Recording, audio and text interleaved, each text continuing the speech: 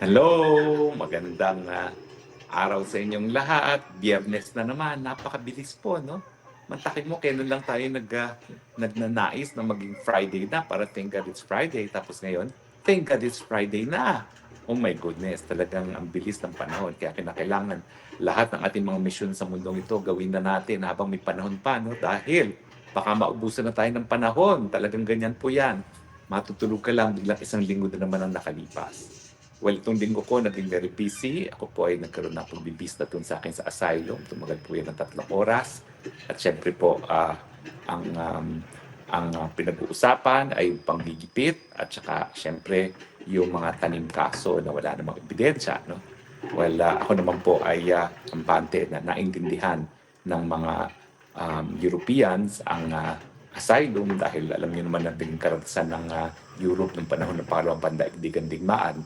Talagang kung hindi nagbigay ng asylum ang mga bansa gaya ng Pilipinas, eh mas maraming parisan ng mga Hudyo na napatay ni Hitler in World War II. Kaya naman po, ako naman kampante na naintindihan talaga ng mga Europeans kung bakit kinakailangan ng asylum at kung bakit ito ay kinikilala bilang isang karapatang pagtao at nakasaadlayan sa Universal Declaration of Human Rights that everyone has the right to seek asylum. No? Pero anyway, ngayon po, nakita natin sa anunsyo na naman ng Malacanang na bumalik na po sa Malacanang ang ating Presidente Marcos Jr.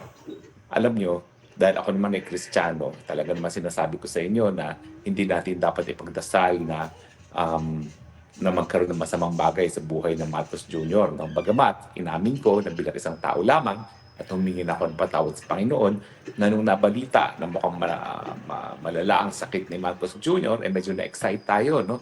Dahil nga uhong na tayo sa pagbabago at alam natin na talaga napakahirap na ng buhay ng mga Pilipino sa ilalim ng Marcos administration. 94% naniniwala na lantaran talaga ang korupsyon, lalong-lalo na sa pagdating sa flood control at infrastructure projects. At mahigit kalahati ng ating mga kababayan ngayon ay nagsasabi na ang tingin nila sa kanilang mga sarili ay gutom. No? So ito po talaga ay talagang red flags para sa administrasyon neto na talagang tuluyan ng nawawalang pag-asa ang taong bayan sa pamumuno ng isang bangang na presidente. At syempre hanggang ngayon, hindi pa rin nagpapa-hair follicle test ang presidente kaya hindi natin mapasinungalingan yung sinabi mismo ng kapatid niya na siya'y bangag. At habang siya'y bangag, wala talaga tayong pag-asa no, na umunlad bilang isang bansa. At nakikita natin yan sa paghina ng piso at syempre doon sa anunsyo na naman, hindi natin makakamit yung target growth natin.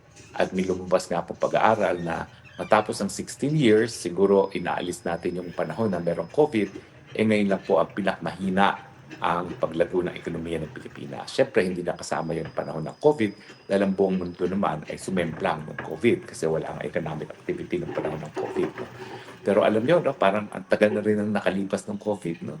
Talagang bangungot naman yun. Pero tayo naman po ay nabuhay, hindi tayo tumigil na makipaglaban at siyempre, narito pa rin tayo patapos man lang ng COVID. Kaya nga, sinasabi ko, pagamat napakahirap ng buhay sa administrasyon ni Marcos Jr., tingin ko naman, talagang the Filipino spirit will survive. At tayo po ay, we will eventually survive, no? Itong presidente na walang kakayahan para mamuno.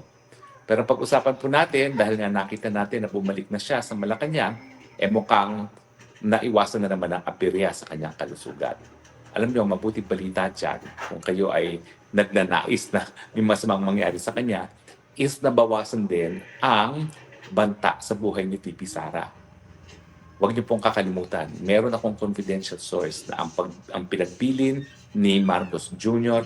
under no cost, under no condition should VP Sara succeed. Ibig sabihin, kung siya ay matanggal sa pwesto sa pamamagitan ng permanent disability, death, impeachment o kung ano man, hindi dapat payagan si VP Sara na maging presidente. At syempre, ang pinaka-epektibong pamamaraan, bukod sa dadayain siya sa eleksyon, bukod sa siya kasuhan at paalisin sa pwesto, ay siya ay patayin. At yan naman talaga ang naging kumbaga, huling abilin ni Marcos Jr. na kapag siya ay tumigil maging presidente, gawin ang lahat para hindi na maging presidente ang VP Sara At ang pinaka-epektibong pamamaraan ay para gurgurin, itigok si VP Sara. Ngayong balik na si Marcos Jr. sa kanyang mga schedule sa Malacanang, at least yung mga nagmamahal kay VP Sara, alam natin ngayon na medyo naibsan ang banta sa buhay ni VP Sara kaysa yung mga panahon na hindi natin alam kung naghihingalo na nga ba ang Marcos Jr. Kasi yung mga pinagbilinan ni Marcos Jr. na talagang huwag papayagan na maging presidente si VP Sara, hindi natin alam kung ano yung gagawin nila habang naghihingalo ang Marcos Jr. Ngayong malakas na siya uli, at least kahit papano, naibsan na yung banta kay VP Sara. No? Hindi muna nila gagawin si VP Sara dahil mukhang hindi pa panahon ni Marcos Jr. at naririyan pa siya. Pero ang pagkakaintindi ko naman sa sakit niya, talaga pong pwede yan magamot panandalian, pero meron na talagang permanent damage sa kanyang gastrointestinal functions. No? Talagang yung kanyang kulon ay namamagana. At kapag namamagayan, ibig sabihin mayroong infeksyon. At kapag yan ay patuloy na namaga at hindi nagamot at hindi naoperahan, talagang yun nga, makaka-apekto yan sa kanyang pagdumi. At kapag siya ay naapektuhan sa pagdumi, lalala yung mga infeksyon niya kasi nga yung bakterya sa loob ng katawan at hindi niya kakayanin ang matinding bacterial infection dahil iisa nga lang ang kidney niya. So bagamat naibsan ang banta sa buhay ni Inday Sara Duterte dahil mukhang nakabalik sa Malacanang ang Marcos Jr., nariyan pa rin yung banta sa buhay ni Marcos Jr. At habang naririyan ang banta sa buhay ni Marcos Jr., nandyan pa rin yung standing order ni Bangag Jr. na under no condition na dapat maging presidente si VP Sara. Kaya dayain si VP Sara, kaya patayin siya, gawin ang lahat. Pero kung matitigil ang pagiging presidente ni Bangag, ang talagang pinagbili niya, ay huwag papayagang maging presidente si VP Sara. So ngayon, nandiyan na siya, kahit paano alam natin na parang humupa yung banta sa buhay ni VP Sara dahil mukhang buhay pa ang Bangag. No? So bagamat tayo ay naging excited at humingi na tayo ng patawad sa Panginoon na pakaming mangyari sa Kanya dahil tayo tao lamang na nagdanais na matigil na itong bangungot na dulot ng Marcos administration, at least ang consolation niyan, at least mas naibsan na rin ang banta sa buhay ni VP Sara dahil talaga naman hindi ako nakakatulog ng mga panahon na akala natin mawawala na si Bangag Jr. dahil anytime pwedeng ipatupad yung huling hapili ni Marcos Jr. na wag gawing presidente si Inday Sara Duterte. Ako naman, nag-worry ako na habang nandito sa Europa si VP Sara, sitting duck talaga si VP Sara. Kasi dito, dahil unofficial lang kanyang mga trips, wala kahit anong VIP treatment ay binibigay sa kanya ang Dutch government. Siya nagbubus. Ano ba naman yan kung magpadala si Lisa Tanas ng kanyang pinagmamalaking mga Romanians para hantingin si VP Sara, bagamat may mga security precautions naman si VP Sara, kaya wala nakakaalam kung saan nakatira si VP Sara at wala talagang ang delikado lang dyan, meron siyang talagang takdang bisita sa tatay niya doon sa kulungan sa Dahig. Kaya alam ng mga would-be assassins niya kung kailan bibisita si Inday Sara. Doon talaga pinakamatindi ang banta sa buhay ni VP Sara. Pero nandiyan naman yung mga kaibigan natin sa Dahig na talaga magbibigay protection din sa kanya.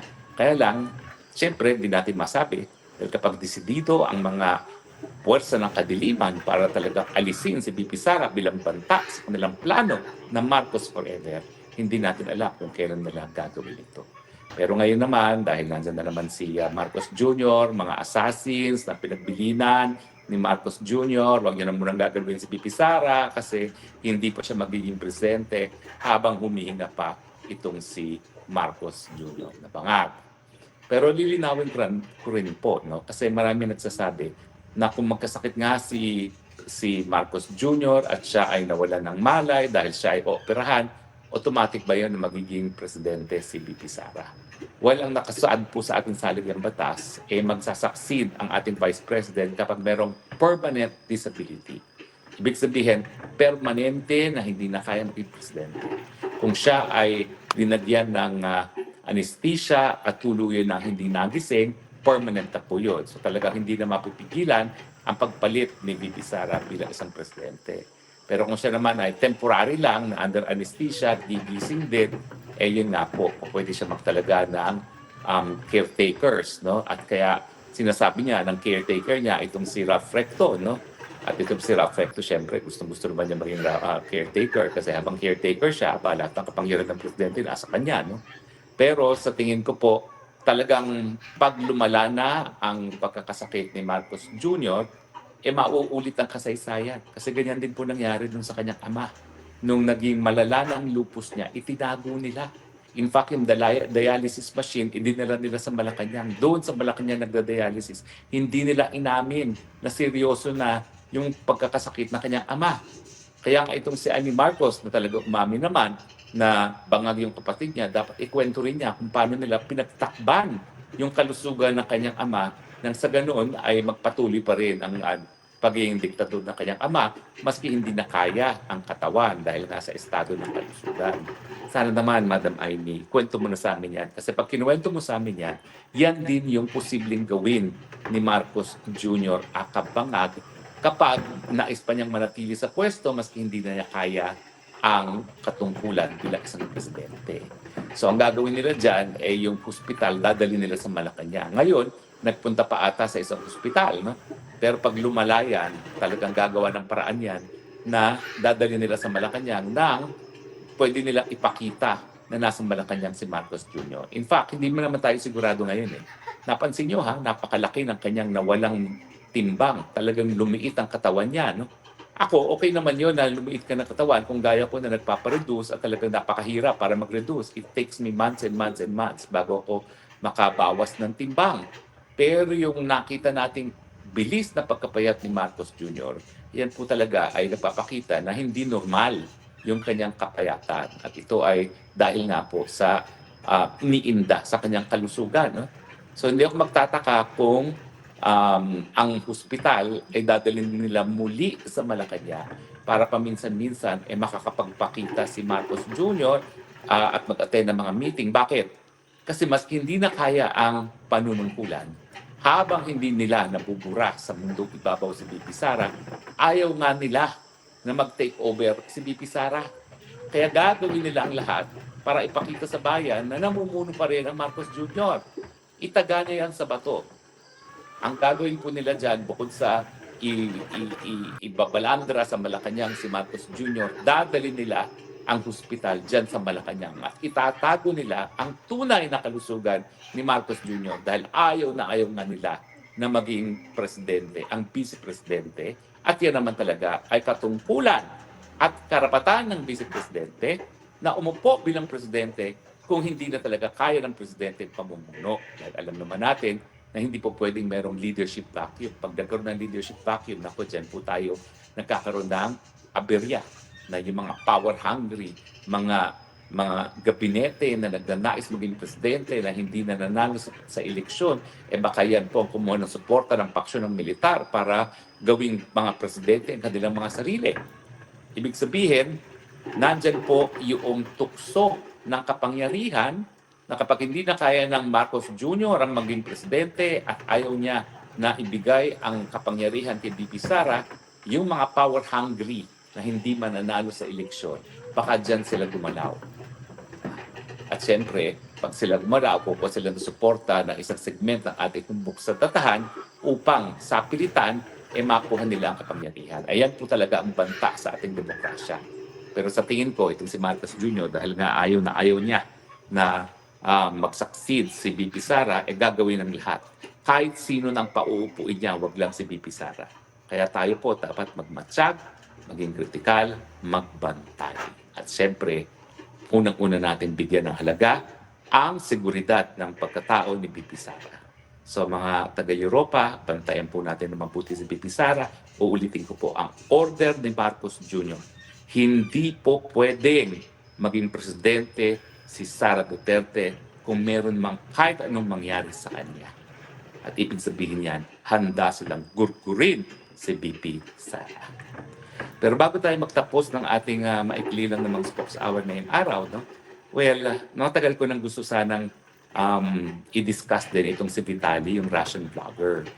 Alam niyo, itong Russian vlogger na ito, marami nagagalit na Pilipino kasi marami raw siyang pranks. Actually, hindi ko alam kung anong ginawa niya. Pero alam ko lang, kung ang ginawa niya mga pranks, hindi talaga deserve na 10 buwan siyang ikukulong.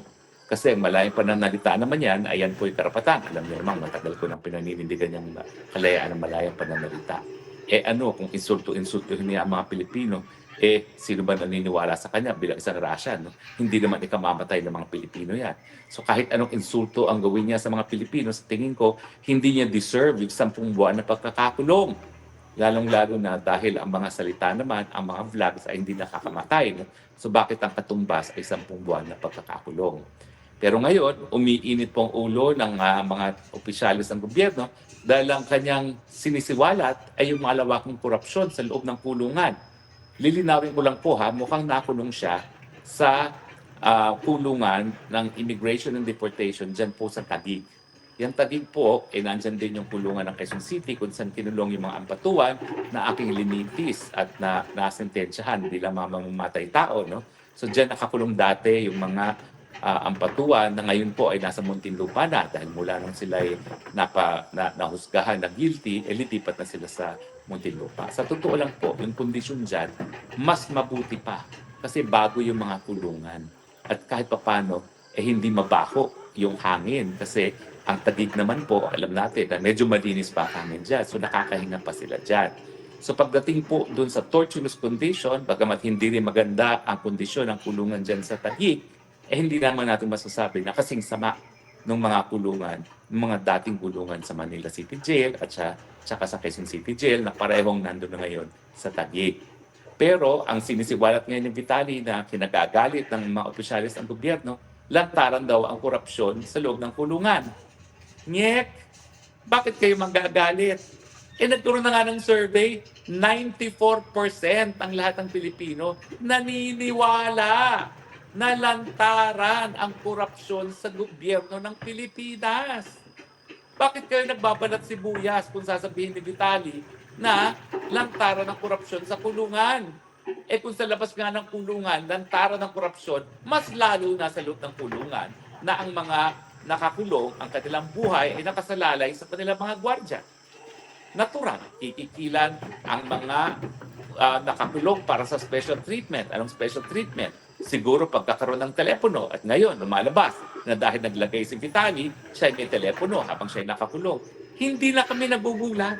Di ba nga, si Laila de Lima, Secretary of Justice, nakikipagkaraoke pa sa mga nakakulong doon mismo sa loob ng Bilibid. Para silang merong bar doon, para silang mga hotel, binibisita pa ng kalihim ng Department of Justice. So hindi kami nagtataka. Bakit kayo balat sibuyas na parang galit na galit kayo na sinasabi na lantaran ang korupsyon sa loob ng kulungan? Talaga namang ang mga Pilipino, halos lahat alam na lantaran niyang korupsyon na yan. Kung kayo ayaw na masabihin na korap ang mga taong gobyerno sa Pilipinas, di gawa natin ang paraan para mabawasan ang korupsyon. Hindi mababawasan ng korupsyon kung pag-iinitan niyo yung Vitali dahil alam na natin yan, sinasabi niya, bilang kabahagi ng katotohanan na lantaran talaga ang korupsyon sa Pilipinas. Full stop. Siyempre, bukod sa pagkakaroon ng telepono, sinasabi niya na talagang yung mga may abogado, may kaya, mas may special treatment, natural. Alam naman natin yan. Yung mga electric fan, yung mga mas magandang higaan, yung mga unan, mga kumot, lahat yan. Kung gusto mo ng extra treatment, kinakailangan magbayad. At hindi na ako nagugulat na talagang lantaran ng korupsyon niya. Kasi nga, yung mga panahon ni Laila de Lima, Secretary of Justice, nagkakaraoke siya sa loob ng Muntinlupa. Ano namang treatment ang binigay niya doon sa mga convicted felon na yun, hindi lang special treatment, hindi lang VIP treatment, super VIP treatment para bisitahin pa ng Secretary of Justice at pagkaraoke pa sa kanila ang Secretary of Justice. So sa akin lang, mga Pilipino at mga opisyalis ng Pilipinas, magpakatuto kayo Huwag balat sibuyas, lalong-lalo na ito. Ang sinasabi naman ng dayuhan ay alam na natin na lantaran ang korupsyon. Hindi ko talaga alam kung bakit may mga Pilipino nagagalit kay Vitali. Pero sa akin, hindi dapat magalit ang mga Pilipino ngayon doon sa sinasabi ni Vitali kasi tayo na mismo, alam na natin yan. Siguro, ang importante ngayon ay maging mas malawak ang kaalaman ng buong daigdig na sa ilalim ni Marcos Jr., talagang lantaran ang naging estado ng korupsyon sa Pilipinas, dahilan kung bakit sinusuka na siya ng taong bayang Pilipinas. Ang nakakahiya, kung alam nilang lantaran ang korupsyon sa Pilipinas at minamahal pa rin ng Pilipino sa Marcos Jr. Pero sa tingin ko naman, alam na ng daigdig na bagamat hindi pa nagpi-people power para tanggalin ang Marcos Jr. dahil siya ay korap at dahil siya ay isang bangag, alam naman nila, sinusuka na natin sila. Kaya wag na tayo masyadong magalit kibitari, lalong-lalo lahat sa sinasabi niya ngayon na korap ang loob ng mga kulungan natin dahil ang korupsyon hindi lang nasa loob ng kulungan, yan po ay nasa buong sistemang gobyerno ng Pilipinas dahil nga po ang namumuno, ang Marcos Jr., ang pinakamalaking korap sa kanilang lahat. Salamat po sa inyong patuloy na pagtangkilik ha. Dami na namang nanood ngayon ha. Gusto niyo pala na medyo mas maaga ang ating spokes hour, huwag kayong mag-alala. Gagawin ko na ngayon mas maaga ang ating mga spokes hour ha. At for now, maraming salamat po sa inyong patuloy na pagtangkilik. Susunod ko na naman ang ating Free Duterte, I stand with Tatay Digong. Dahil alam ko po, malungkot ngayon si Tatay Digong dahil nga dun sa desisyon na magpapatuloy ang kanyang confirmation of charges. Sa totoo lang po, tingin ko, matapos yung confirmation of charges na yan, kayo ba'y nagdududa pa na sasabihin ng korte na meron talagang probable cause? Talaga naman po sa mulat-mula, sinasabi ko, walang maaasahan sa ICC dahil kinakailangan ng ICC si Tatay Digong para magpatuloy ang pagiging korte ng ICC dahil wala na ibang kaso ang ICC kundi si Tatay Digong. Maraming akusado pero hindi naman nila nahuhuli. Paano nila mahuhuli si Netanyahu? Paano nila mahuhuli si Putin? Ang nahuli lang nila si Tatay Digong dahil siya nga po ay kinidnap at binigay ng Marcos administration sa hukuman para mawala ang pinakamalaking balakid sa kanilang planong Marcos Forever. So ako naman po, kahit nasan ako, I stand with Tatay Digong. And so does the 80% of Filipinos that gave him an approval rating nung siya po ay natapos ang termino bilang presidente. Salamat po muli. Ito po yung Spokes ng Bayan. Harry Roque nagsasabing, I love you Philippines. You're the only country that I have. You're the only country that I will love. God bless the Philippines. Bye!